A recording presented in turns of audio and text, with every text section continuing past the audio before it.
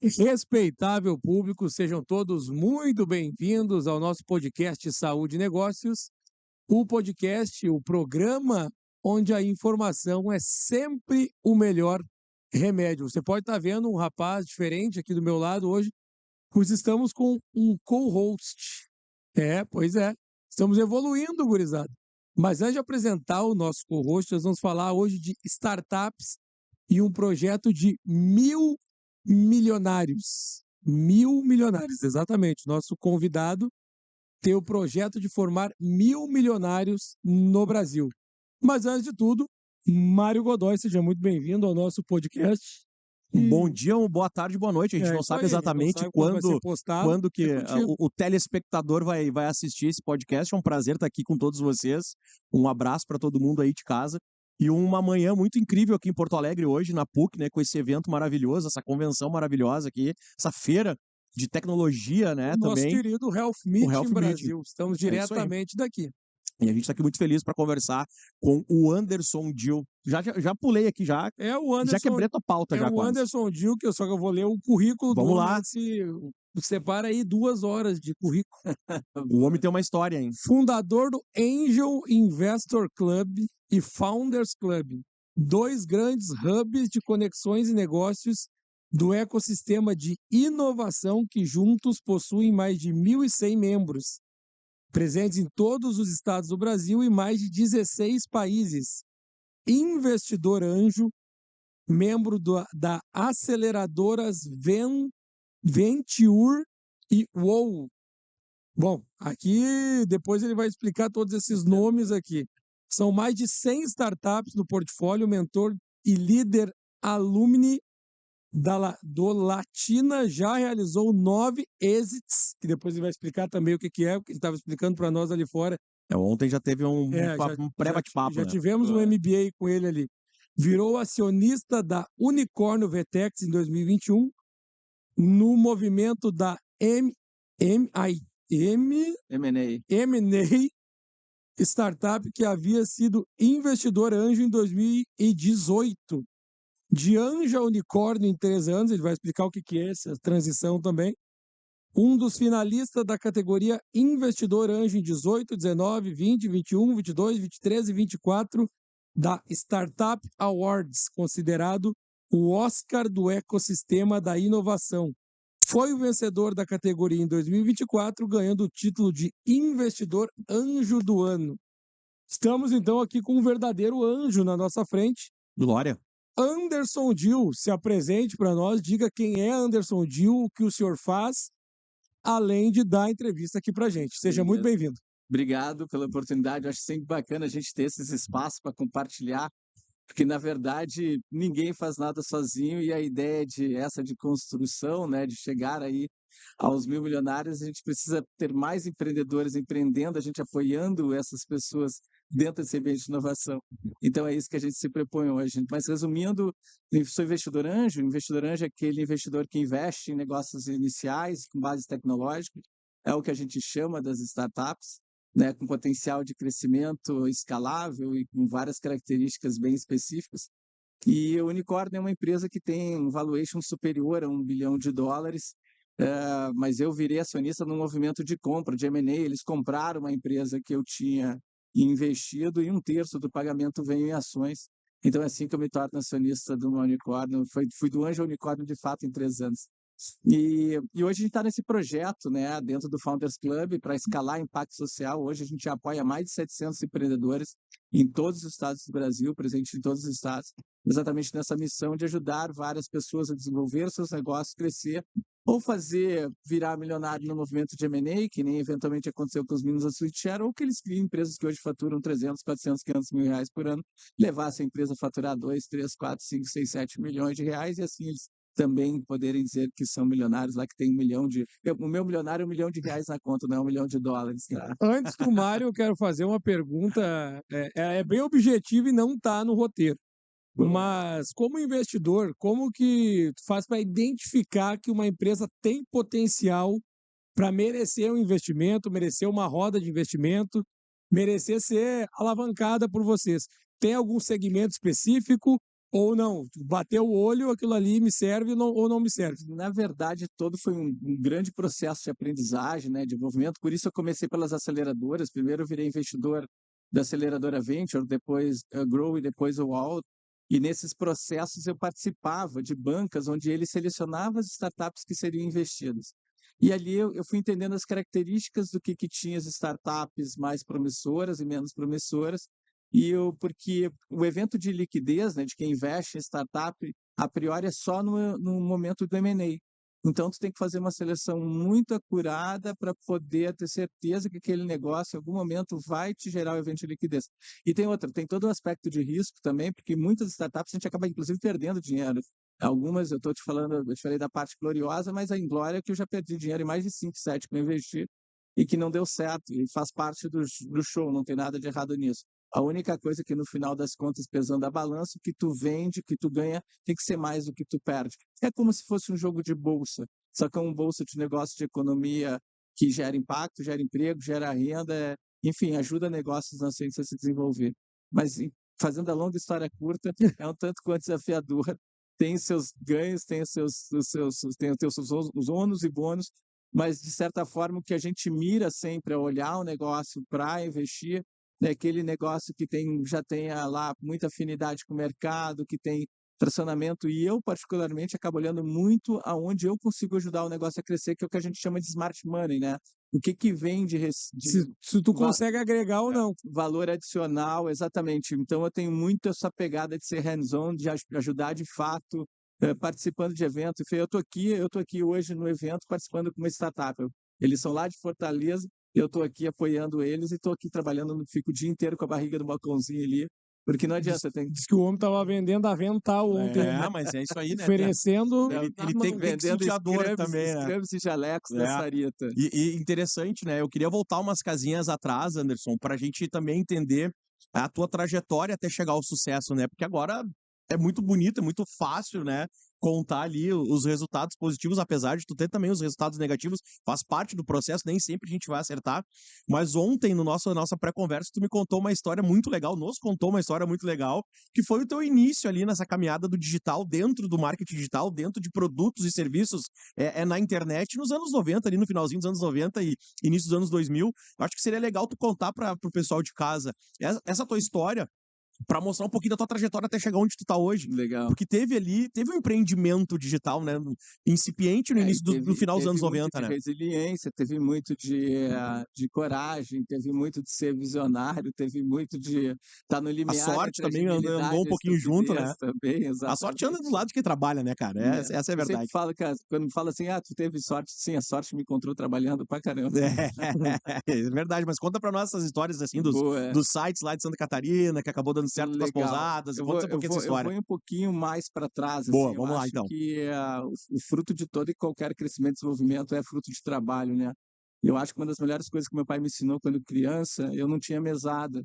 E eu era remunerado por atividades que eu desenvolvia. Então eu ganhava dinheiro lá quando moleque, engraxando sapato, cortando grama e lavando carro.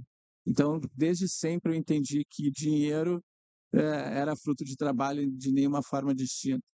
E eu entro na faculdade, faço faculdade de administração de empresas. Meu pai me dá uma empresa com 17 anos, mas eu devolvo para ele com 23, porque era uma relação meio engraçada. A empresa era minha, mas que mandava era ele. Eu falei, essa porra não faz sentido. Eu entreguei a empresa para ele, vendi meu carro, daí sim eu fui empreender de fato. Vendi meu carro e comecei a importar a camiseta da China.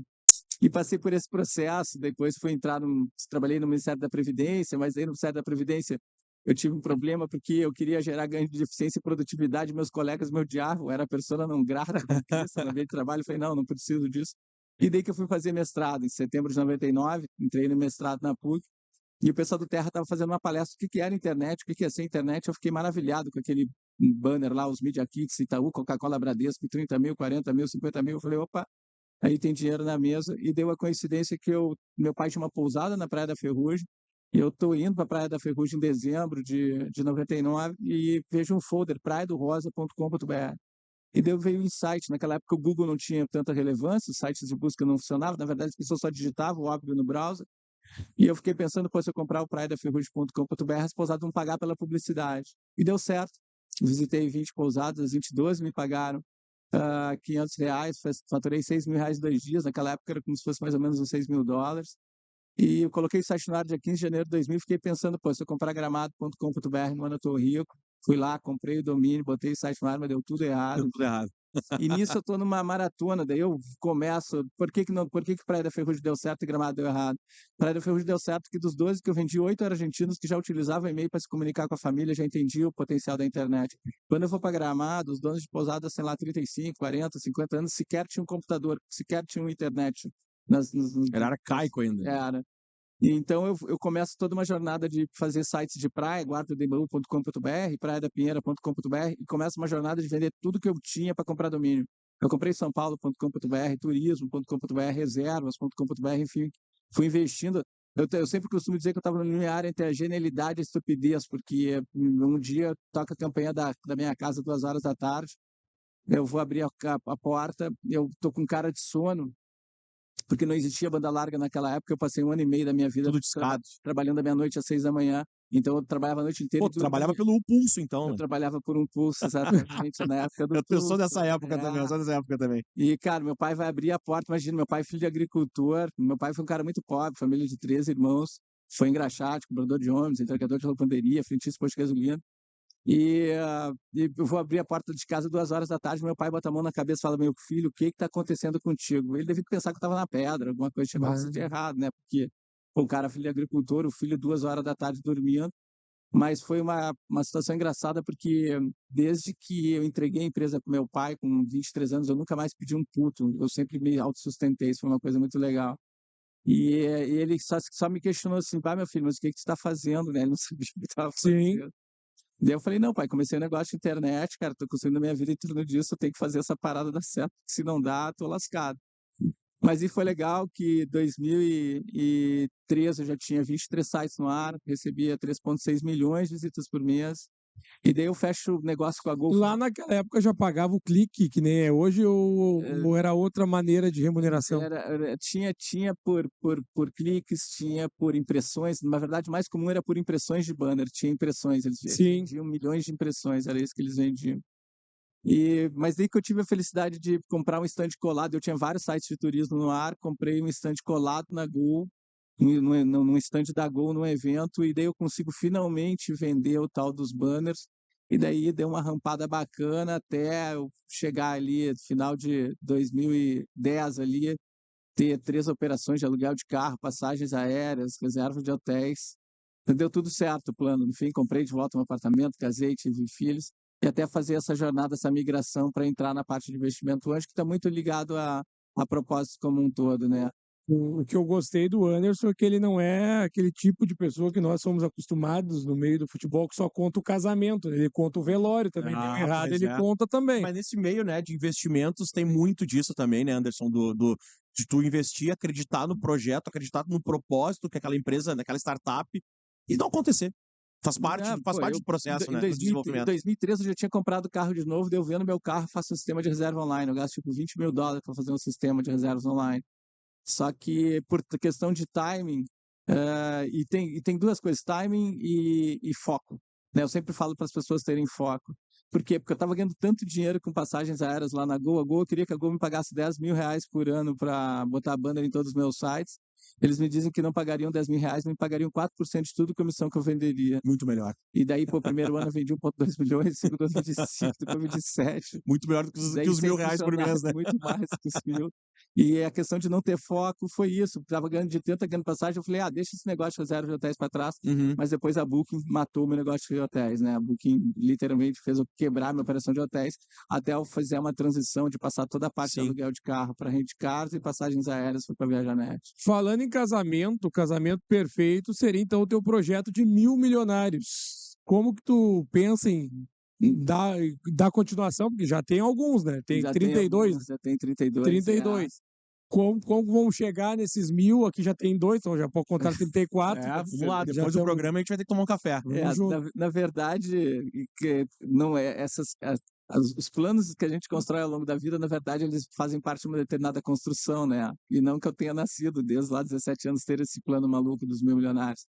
Mas quando me convido para entrar na Anjos do Brasil em 2016, me resgatou algo muito bacana que eu tive na vida, assim. Como eu comentei com vocês, meu pai foi um cara bastante pobre, família de 3 irmãos, engraxate, só que meu pai dá certo e com 8 anos de idade eu vou morar numa casa de 400 metros quadrados. E essa casa tinha 2 empregadas residentes. E as empregadas da minha casa foi irmã do meu pai, foi tia do meu pai, foi prima do meu pai. Eu me crio vendo meu pai ajudando pessoas, por quê? Porque era uma forma que meu pai tinha de tirar as pessoas do interior. Elas trabalhavam na minha casa como empregadas domésticas, sendo remuneradas, claro, mas à noite elas estudavam. E conforme elas conseguiam empregos melhores, elas saíam da minha casa e vinham outros parentes. E assim a minha casa foi uma casa de passagem, né? Gerando ali um círculo virtuoso do bem. Eu tinha um sonho maluco, daí não era o sonho dos 1.000 milionários, meu sonho maluco era ter uma casa de passagem, pegar morador de rua e transformar esse cara em eletricista, no hidráulico, no marceneiro, ajudar essa pessoa a se desenvolver, ajudar essa pessoa a conseguir um emprego, e quando ela conseguisse o emprego, eu colocaria outra pessoa no lugar dela, e assim eu criaria a minha própria casa de passagem. Só que a minha casa de passagem, de fato, não construo ela, porque tem que ser uma ONG, ela não é autossustentável, ela teria que ser suportada. Mas quando me convido para entrar na Anjos do Brasil para fazer investimento anjo, exatamente o que eu faço hoje, eu me dei conta, pô, em vez de formar um peão, vou formar um empresário que vai gerar emprego e renda. Então, hoje, por ter investido na Venture, na Grow, na UAU e na Bossa, né, cada um desses fundos investiu em 20, 30, 40 startups, por isso que hoje eu tenho posição em mais de 100 startups que empregam mais de 1.500 pessoas. Então, de certa forma, realizei meu sonho de criar minha casa de passagem. Eu ia comentar isso agora, né? A tua casa de passagem é essa. Já tá deu dando certo, minha né, casa cara? de passagem. Só que daí tu bate a meta, tu vai lá e dobra. A ideia não foi essa, a ideia não é dobrar a meta, mas algumas coisas acabam acontecendo ao longo dessa jornada. O que é ao longo dessa jornada? Vem acontecendo os eventos de liquidez. O que são eventos de liquidez? Tu começa a vender as startups e conforme tu vende as startups, um cara lá ganhou 5 milhões, ganhou mais 7 milhões, ganhou mais, enfim. E tem outras pessoas que eu já tinha ajudado no passado que mudaram completamente de vida, que estão nessa contabilidade. E daí eu me dei conta, eu falei, caramba, nesse negócio entre investimento e as pessoas que eu já tinha ajudado no passado, eu já fiz 32 milionários. Eu falei, cara, agora eu vou criar o plano dos 1.000 milionários. E assim nasce o Founders Club. Eu já tinha criado o Angel Investor Club no movimento de Give Back. Give Back a gente chama de devolver para o ecossistema o que a gente recebe. Então, como fui muito, de certa forma, abençoado, com bastante êxito, eu falei, cara, como é que eu replico agora, escalo isso? Daí eu criei um grupo lá de investidores. Então, nesse grupo eu tenho cheques de 20 mil reais até 20 milhões de dólares, até a SoftBank, que é um dos maiores fundos globais que tem, se eu não me engano, não sei, alguns bilhões, se eu não me engano, acho que já tem uns 150 bilhões de reais para investir, um super fundo global. Eu tenho até representante desse fundo, eu tenho dentro do meu grupo do Angel Investor Club. Então, eu criei uma ponta de investidores e, ao mesmo tempo, fui trazendo liderança de inovação aberta de grandes empresas, heads de Corporate Venture Capital. Corporate Venture Capital quantas empresas juntam dinheiro para investir em startups. Eles criam um fundo para investir em startups.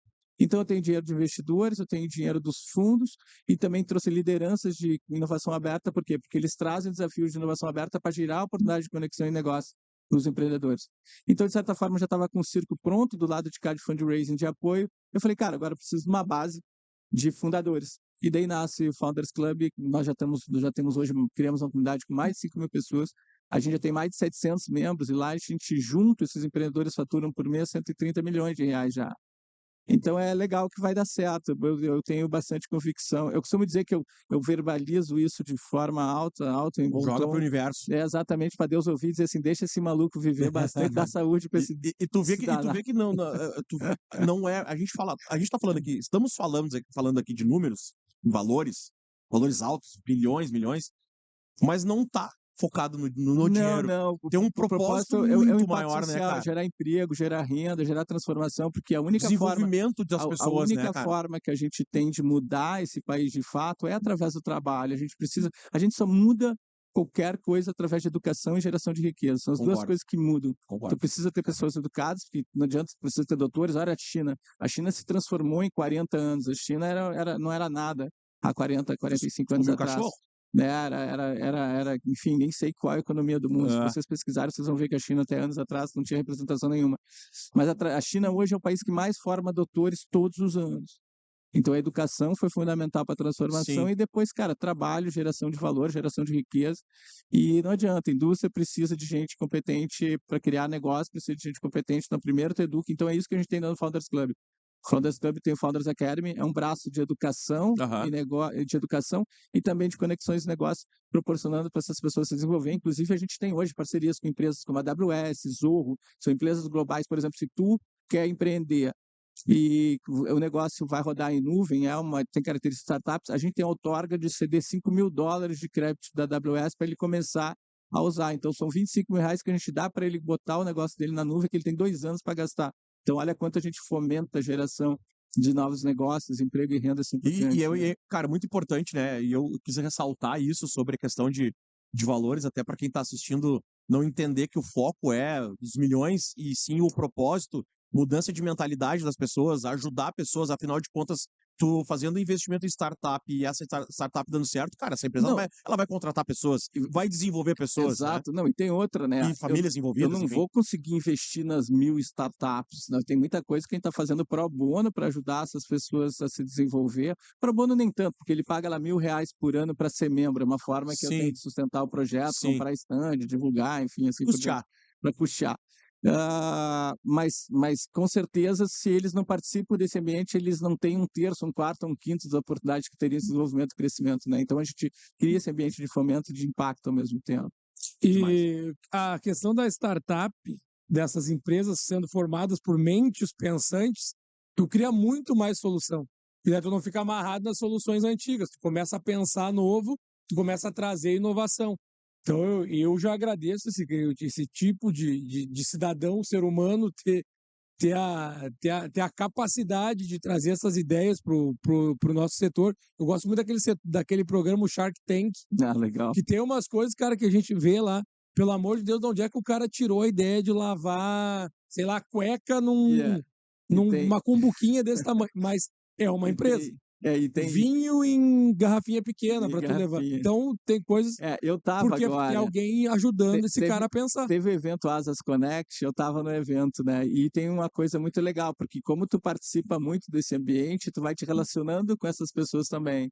Então, hoje eu falo por WhatsApp com a Camila Farani, eu falo por WhatsApp com a Carol Pfeiffer, todos esses sharks aí, falo com o Semir Zato, é muito legal. E conheci Romero Rodrigues, que fundou o Buscapé, o próprio Romero já deu aula lá dentro do Founders Club também. É legal que tem muita gente que... É o que eu falo, né? Ninguém faz nada sozinho. Tem muitas pessoas ajudando a construção desse projeto, ajudando a fazer ele dar certo. Exatamente por questão que eles enxergam o impacto que isso tem na economia. E depois que esse empresário, microempresário, dono de startup, ele cresce, eu acho que ele vem com essa ideia que o Anderson tem também. Ele vem com esse sentimento de ajuda para poder ajudar outras pessoas também. Todos os founders que fizeram estes, alguns compraram apartamento para pai, outro montou clínica de estética para irmã, ajudou primo. É incrível que eles ficam com um pouco dessa raizinha de ajudar o outro. É a mudança de mentalidade, né? Porque mindset. Mindset, mudança de mentalidade. Eu acho, cara, eu gosto muito desse assunto de mudança de mentalidade, porque normalmente as pessoas se unem ou a pessoa pensa em ter um negócio para mudar de vida, fazer dinheiro, ganhar dinheiro. E não é só isso. Não pode ser só isso, na minha opinião, não pode ser só isso. E quando tu traz essa parte mais social, de desenvolvimento, das pessoas crescendo, de uma startup começando com 5, daqui 3 anos já está com 100 pessoas contratadas, são famílias atingidas, todo mundo cresce, cara. E aí o país como um todo, nesse mindset mudado, nessa mentalidade, nessa nova mentalidade, cresce, evolui e, quiçá, 10, 15, 20 anos, a gente possa ter um Brasil muito melhor do que ele é hoje. E porque é exatamente isso, né? Quando a maré sobe para todo mundo. Exatamente. Essa é uma vantagem que a gente tem. E é muito engraçado que aqui a gente fala de milhões enfim, números, bilhões, mas no final de tudo, o que fica, na verdade, é a questão do legado, é a questão de impacto, né? Mesmo porque esses números são deles, esses números não são meus, não me apodero desses números. Mas, de certa forma, hoje, por exemplo, inclusive dentro desse grupo que a gente tem no Founders Club, ontem foi uma pessoa que botou lá no grupo, comecei a empreender sozinho, mas tô cheio de problema, quero a ajuda de vocês, quero saber como é que eu faço. Foi muito legal que umas 3, 4 pessoas já automaticamente responderam assim, cara, é assim mesmo, vamos lá, fala comigo no privado, a gente vai se ajudar. E também tem isso. Tem essa troca lá dentro. Eles começam a criar esse sentimento de pertencimento e não só pertencimento, mas pela responsabilidade também. Sim. Que um se torna responsável por outro, né? Aquela velha história do pequeno sempre, serás eternamente responsável por aquilo que tu o Pequeno Príncipe, esse aí, baita livro. Eu preciso dizer pro Anderson que a entrevista com ele duraria no mínimo umas 5 horas, mas aqui, no mínimo, né? Aqui a gente tem uma entrevista pocket, porque temos mais, acho que 12 entrevistados no dia. E quero te agradecer a tua participação, Obrigado, Anderson. Seja sempre muito bem-vindo. Já está convidado a fazer um programa aí mais completo. Já deixa o convite pro Mário também. Vamos fazer lá. Vamos fazer um lá daí com 5 horas. A gente conta histórias. Com chimarrão, com pede pro iFood mandar uma comida para nós aí para poder comer durante o programa. Nessas histórias eu troquei um e-mail esses dias com a Débora Wilson, que foi presidente da Weather Channel, mas eu deixo para contar essa história. Pô, essa é muito boa história, hein? Anderson, teve alguma pergunta que nós não te fizemos que tu queria falar para Tem. Eu quero dizer o seguinte, se você está empreendendo, eu penso em empreender, se junta a gente lá no Founders Club, é um hub super Como que bacana. eu faço para te achar? LinkedIn, Instagram, @AndersonDil no Instagram e Anderson Dil no LinkedIn. Já tô seguindo o Anderson. Minhas redes são todas iguais, é tudo Anderson Dil, o Dil é DIEHL. E, enfim, por lá, e quem é investidor ou quem é empresário e tem essa oportunidade de querer gerar impacto social, se junta a gente também, que a gente mesmo cria propósito, né, Anderson? Porque, tipo assim, ele não precisa fazer o trabalho que eu faço de ser um investidor anjo, hands-on, mas ele pode se associar na aceleradora, ele pode botar algum recurso dele num fundo também, que vai estar impactando, ajudando outros negócios a desenvolver. Então, acho que a gente tem para os dois lados. E quem é de grande empresa, me procura também e abre a porta das duas empresas para as startups gerar negócios com vocês, porque tem isso também, né? As empresas, porque, na verdade, é o que a gente chama de ecossistema. Um gera valor para o outro, porque a empresa contrata o serviço da startup, que recebe investimento do investidor, que é apoiado pela universidade, que vai lá e ajuda esse empreendedor a se desenvolver. Então, na verdade, todo mundo é um ganha, né? Maravilha, né? Todo mundo ganhando. Anderson, antes de me despedir, tá aqui o teu brinde da Cristal Distribuidora, tu pode passar aqui na frente do nosso stand. Falando em stand, para todo mundo, eu estou pedindo para deixar uma mensagem para as 20 mil pessoas, mas para o Anderson eu vou dizer uma coisa, já que ele está apoiando uma startup aqui no Health Meet, pode vender teu peixe para essa câmera aqui. Se você já diz o que é que tu está vendendo lá. Se você é profissional da área da saúde, a gente vende scrubs e jalecos, Sarita. Procure no Instagram, no Instagram, tem bem posicionado, no Instagram tem mais de 300 mil seguidores. Sarita Scrubs. Chalecos de qualidade, scrubs de qualidade para médico, para dentista, para profissional nutricionista. Pode procurar a gente nas redes sociais, vai ser um prazer. E tem outra, manda no direct lá que a gente manda um cupom de desconto de 15%. É o fabricante, vocês? É o fabricante, a gente Muito fabrica. Bom. Aí, ó, já podemos fazer uma parceria com a Cristal. E o homem tá atrás do balcão, com a barriga no balcão, vendendo, sentindo a dor. Ele tá aprendendo a dor da empresa para curar as dores. Esse foi Anderson Dil, participando aqui do nosso podcast Saúde e Negócios. Muito aprendizado. Vamos aprender muito com esse cara, com certeza, para poder replicar isso para as próximas gerações. Esse foi o podcast Saúde e Negócio, hoje com a parceria do seu Mário Godoy. Espero que venha mais vezes, hein? Bora. Me ajuda a dividir a posse de bola aí. Um grande abraço para vocês. Sigam a gente nas redes sociais, acompanhem o nosso canal do YouTube e sigam a gente lá no nosso Instagram, podcast Saúde e Negócios. Um grande abraço e até a próxima. Valeu!